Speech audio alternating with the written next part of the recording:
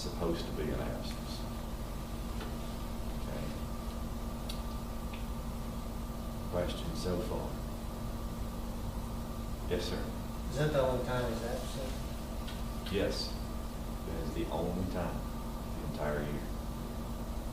And he will remain out of the tabernacle until after Holy Communion at the Easter Vigil. Do you strip the altar on Holy Thursday? Well, usually after the service on Holy Thursday, people want to do it so they don't have to come back the next day. But no, Holy Thursday is a rather glorious celebration. You know, we'll even reinstitute the Gloria for that one day.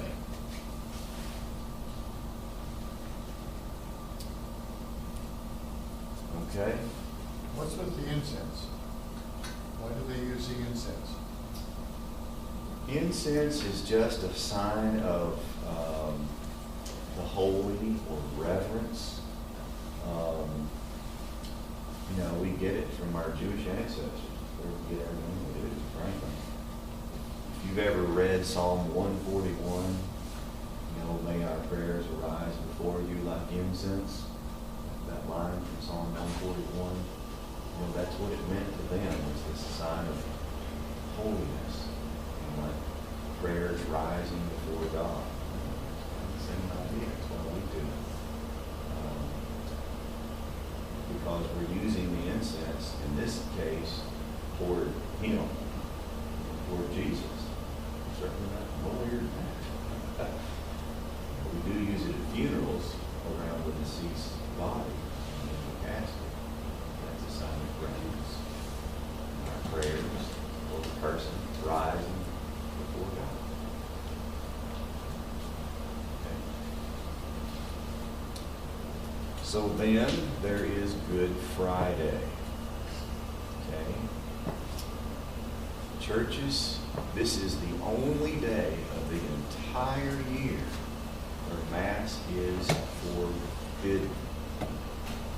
There are no circumstances that exist that person, not even a funeral, well, you can't have a funeral on Good Friday to start with, but even if you could, it would not be a Mass. It is forbidden. It's the only day.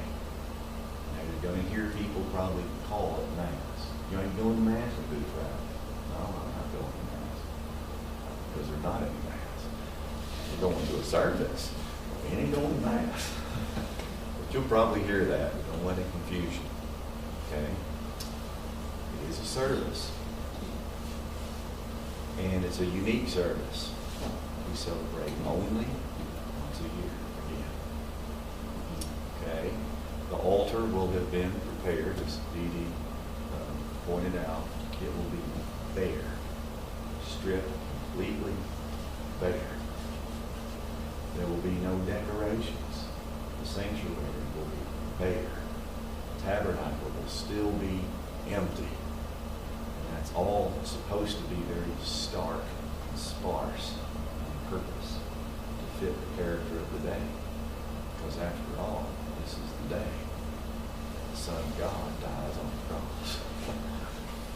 Right? Okay? And is laid in the tomb. So, the first thing that you'll notice probably different, I will come from the rear of church, but there will be no music. The priest enters in total silence. And when I get to the front of church by the altar, I will prostrate before it. Because it is, after all, the altar of sacrifice. Prostrate meaning I will lie on the ground, face down, with my face on the ground. And I will lay there for a minute or two, or whatever. Probably not that long. And pray. And that's what everyone else is supposed to be doing. Because after all, Jesus is he's in the tomb. I mean, what are you going to say when he's in the tomb? I mean, the original disciples, they witnessed all this stuff after all, you know. They'd come to believe he was the Messiah, Christ.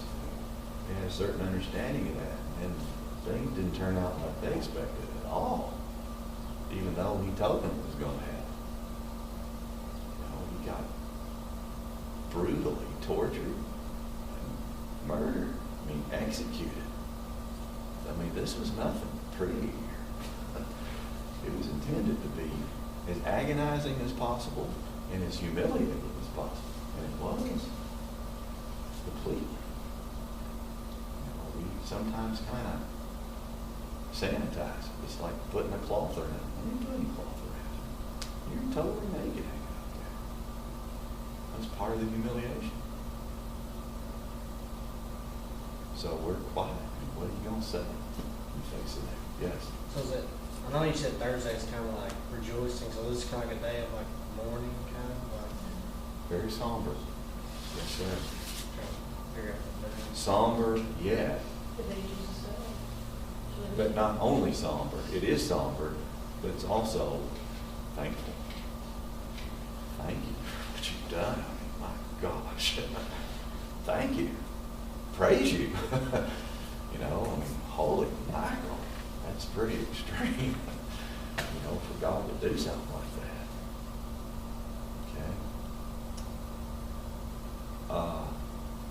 Then we'll have a liturgy of the Word that is basically like Mass.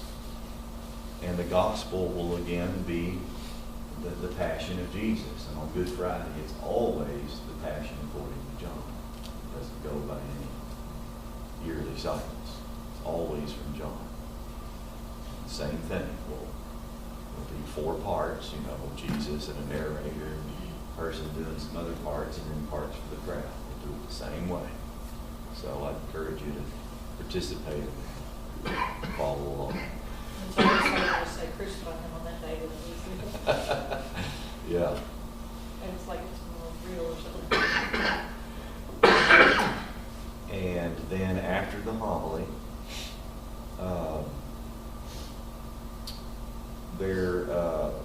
you know, ordinarily we, after the homily, will come, as most time on Sunday Mass, we'll recite the creed and then move into what we call the general intercessions, or the petitions, or the prayers of the faithful. It's all the same thing. Okay? Well, on Holy Friday, we will have some intercessions, but they are very unique. There are 10 of them, and they are for specific things, and they take a certain form. And so you'll hear me chant the first part, I'll speak the first part, and I will chant the second part. So I'll speak the first part, which basically introduces the intention. There's a short period for silent prayer. We're supposed to be praying for that intention. And then I'll close it. It closes with a prayer, each intercession, that I will chant. Okay? And there will be 10 of those. And so like one of them is for the Pope. One is for the Jewish people. One is for people who don't believe in God.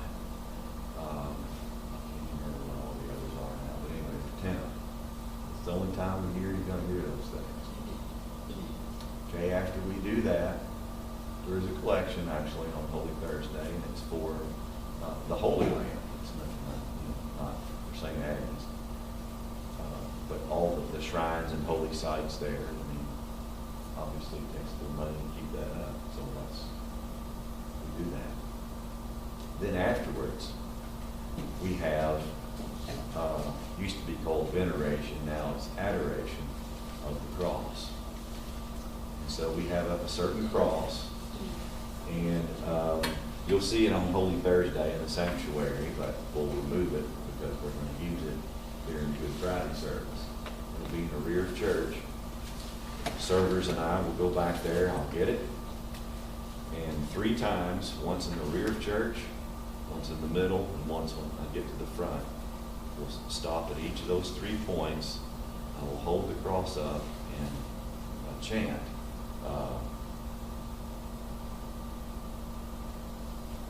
They changed the words.